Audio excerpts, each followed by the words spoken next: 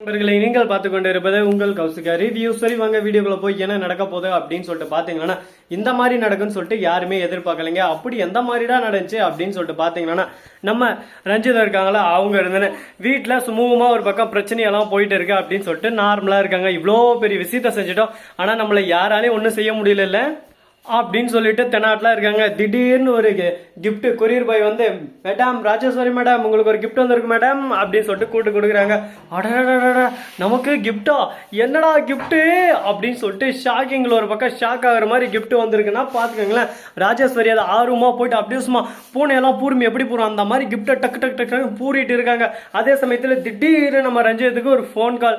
யாராது அப்படின்னு சொல்லிட்டு பார்த்தீங்கன்னா நம்ம அன்னபூர்ணி, என்ன கிளவே என்ன உன் தொல்ல முடியலையா, எதுக்கு ஃபோன் பண்ண அப்படின்னு சொல்லிட்டு கேட்க, நான் ரஞ்சிதா சந்தோஷமா இருக்க போல, எப்படியோ ஒன்று கேஸ்ல எல்லாம் ஜெயிச்சிட்டேன் போய் கேஸ் சொல்லி. ஆமா ஏன் திறமை, அது எனக்கு திறமை இருக்கு, நான் ஜெயிச்சா உனக்கு என்னப்பா அப்படின்னு சொல்லிட்டு கேட்க, சரிமா சரிமா நீ பெரிய ஆள்தாம்மா, நீ ஜெயிச்சா அதெல்லாம் விடு. ராஜேஸ்வரி பெரியம்மா இருக்காங்களே, பெரியம்மா என்ன பண்ணிருக்காங்க, அவங்க ஏதோ கிஃப்ட் வந்துச்சுன்னு ஓப்பன் பண்ணி பாத்துங்க. அது கிஃப்ட் இல்லம்மா, ராஜேஸ்வரிக்கு அமைச்சிருக்க பாம்பு, அதுவும் சாதா பாம்பு இல்ல, ரணகல பாம்பு. அப்படியே சும்மா ஓப்பன் பண்ணவே பட்டுன்னு வெடிச்சிரும் அப்படின்னு சொல்லிட்டு சொல்றாங்க. ஐயோ ராஜம்மா அப்படின்னு சொல்லிட்டு கத்தின்னு வர்றாங்க. ஆனா போய் பார்த்தா அதுக்குள்ள ஒண்ணுமே இருக்காது. உடனே நம்ம ரஞ்சித் வந்து போன் எடுத்து, என்ன ரஞ்சிதா இதுக்கே பயந்துட்டியா, இதெல்லாம் சும்மா வெத்து வேட்டை, இதுக்கப்புறம் தான் உனக்கு இருக்கிறது, நான் சொல்றத செஞ்சா நல்லது, செய்யலையா அவங்க ரெண்டு பேரையும் எப்படி கதையை முடிக்கிறதுன்றதுக்கு இது ஒரு சின்ன எக்ஸாம்பிள். இது சும்மா பட்டுன்னு வெடிஞ்சு, அடுத்த டைம் எல்லாம் நான் சொல்றத செய்யலைன்னா பொட்டுன்னு போயிடுவேன், ஜாக்கிரதை அப்படின்னு சொல்லிட்டு நம்ம அன்னபூர்ணி மிரட்ட ஆரம்பிக்கிறாங்க. இப்போ நம்ம அன்னபூர்ணிக்குள்ள இவ்வளவு பெரிய கேடி பிள்ளை கிளாடிறாங்கவா, இதுக்கு மேல ஒன்றும் பண்ண முடியாதுனாதா குருநாதா, ஒன்றும் பண்ண முடியாதுடா அப்படின்ற மாதிரி தான் ஒரு பக்கம் போயிட்டு இருக்கு. சரி போனது போச்சுடா, இதுக்கப்புறம் என்ன பண்ணலாம் எது பண்ணலாம்னு சொல்லிட்டு யோசிச்சு நாம அடுத்து எதனா ஒரு திங்கிங்கை போட்டு விடுவோம் அப்படின்னு சொல்லிட்டு திங்கிங்கை போட்டுன்னு இருக்காங்க. இந்த மாதிரி எல்லாம் ஒரு பக்கம் திங்கிங் போட்டுருந்தாலும் நம்ம கிட்ட வேலைக்கு ஆகுமா சொல்லுங்க பார்க்கலாம் அப்படின்ற மாதிரி ஒரு பக்கம் ஆணவத்தோடையும் திமுறோடையும் இருக்காங்க. அப்படி என்ன பண்ண போறாங்க எது பண்ண போறாங்க அப்படின்னு சொல்லிட்டு பாத்தீங்கன்னா நம்ம ரஞ்சிதா இருக்காங்களா, அவங்க இருந்து கொழுப்பு கொஞ்சம் இல்லைங்க, கொஞ்சம் நிறையவே இருக்கு. நம்ம நிஷா இருக்காங்களா, அவங்களுக்கு ஃபோன் பண்ணி மல்லி ஸ்கூல்லேருந்து ஃபோன் பண்ணியிருக்காங்க, விட்லையா அப்படின்னு சொல்லிட்டு வெண்பாவான்னு கேட்டு கேட்குறாங்க. இதோ கூட்டிட்டு போயிட்டு இருக்குன்னு சொல்லிட்டு வெண்பாவை கூட்டிட்டு போயிட்டு, வெண்பா சாப்பிடவே இல்லை, என்னடா இது இப்படியே சாப்பிடாம தான் வெண்பா என்னடா அதுன்னு சொல்லிட்டு லஞ்ச் பேக்கெல்லாம் கட் பண்ணி அப்படியே பேக் பண்ணி தந்து அப்படியே சும்மா விட்டுறாங்க. கரெக்டாக இந்தா நிஷா அப்படின்னு சொல்லிட்டு ஒரு பக்கம் நம்ம வெண்பா சொல்றாங்க, எனக்கு இதெல்லாம் தேவையில்ல அப்படின்னு சொல்லிட்டு சாப்பாடு அங்கேயே வச்சுட்டு கீழே இறங்கி போறாங்க. இது என்னடா தொல்லையா போச்சு அப்படின்னு சொல்லிட்டு மனசுக்குள்ள நினைச்சு வெளியே வெண்பா குட்டி பத்திரமா போயிட்டா அப்படின்னு சொல்லிட்டு ஹோம்ஒர்க் நோட் நம்ம கிட்டே கொடுத்துட்டாங்க. ஹோம்ஒர்க் நோட் எடுத்துன்னு கையில் வராங்க. திடீர்னு பார்த்தா கும்பிடப்பட்ட தெய்வம் குலசாமிக்கு டக்குன்னு முன்னாடி வந்தது மாதிரி நம்ம மல்லி இருக்காங்களா, அவங்க மக்கான்னு இருக்காங்க. அதை பார்த்து மல்லியம்மா அப்படின்றாங்க. உடனே கிட்ட போனா வகை வகையா சாப்பாடு. இது என்னடா ஸ்கூலா இல்ல ஆறு வகையான சாப்பாடு மையமாடா அப்படின்ற மாதிரி லெக் பீஸ் எங்க, சிக்கன் பீஸ் எங்க, அட்ட பீஸ் மேல பீஸ் அப்படியே எடுத்து நம்ம வெண்பாவுக்கு ஊட்டி விடுறாங்க பாசத்தோட. வெண்பா வயிறு ஃபுல்லா சாப்பிட்றாங்க.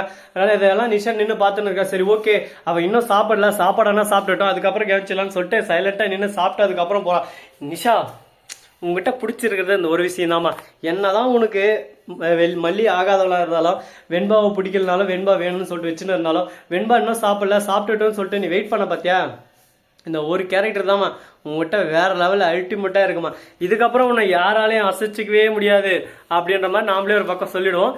சரி இந்த மாதிரி எல்லாம் ஒரு பக்கம் பிரச்சனைகள் போயின்னு இருக்க, மறுபக்கம் என்ன நடக்குதுன்னு சொல்லிட்டு பாத்தீங்கன்னா நம்ம வெண்பா இருக்காங்களா, அவங்க இருந்துன்னு உடனே ஸ்கூலுக்கு போய் டைம் ஆச்சு அப்படின்னு சொல்லிட்டு சொல்ல, திடீர்னு அந்த இடத்துக்கு நம்ம நிஷா வந்துடுறாங்க. இருந்தா வெண்பா அதை விட்டுட்டேன்னு சொல்லிட்டு, இன்னாடி என்ன இந்த பக்கம் திமுறி எடுத்துன்னு இருக்க அவனுக்கு, எப்போ பார்த்தா இந்த பக்கம் வந்துடுற வேலை வச்சுனேன்.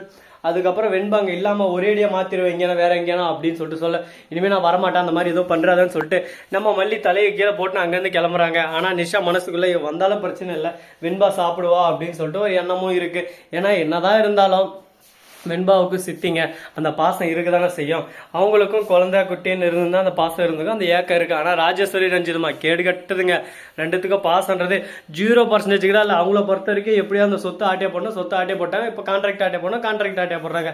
எல்லாத்தையுமே ஆட்டியா போடுறது எப்படி ஒரே அடியா குட்டியா குழப்பறது, இதுதான் இவங்களோட பொழப்பா வச்சுன்னு இருக்காங்க. இப்போ கேஸ் வேறு வரப்போது, அந்த கேஸ்ல எப்படி இவங்க ஜெயிக்க போறாங்க, என்ன பண்ண போறாங்க, ஏது பண்ண போறாங்கன்னு சொல்லிட்டு தெரியல.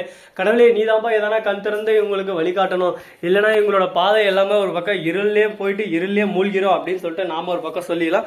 சரி நடந்து போச்சுடா, இதுக்கப்புறம் என்ன பண்ண போறோம், ஏது பண்ண போறோம், எப்படி எப்படியெல்லாம் இந்த பிரச்சனை தீர்க்க போறோம் அப்படின்னு சொல்லிட்டு பல கேள்விகள் ஒரு பக்கம் போயின்னு இருக்கு. இந்த கேள்விகளுக்கு மத்தியில் என்னென்ன நடக்க போகுது, ஏது நடக்க போகுது அப்படின்ற ஒவ்வொரு விஷயத்தையும் நீங்க தெரிஞ்சுக்கணும்னு நினைக்கிறீங்களோ அதுக்கு நீங்க ஒண்ணுமே பண்ண வேண்டிய நிறைய விஷயங்கள்லாம் பண்ண தேவையில்ல.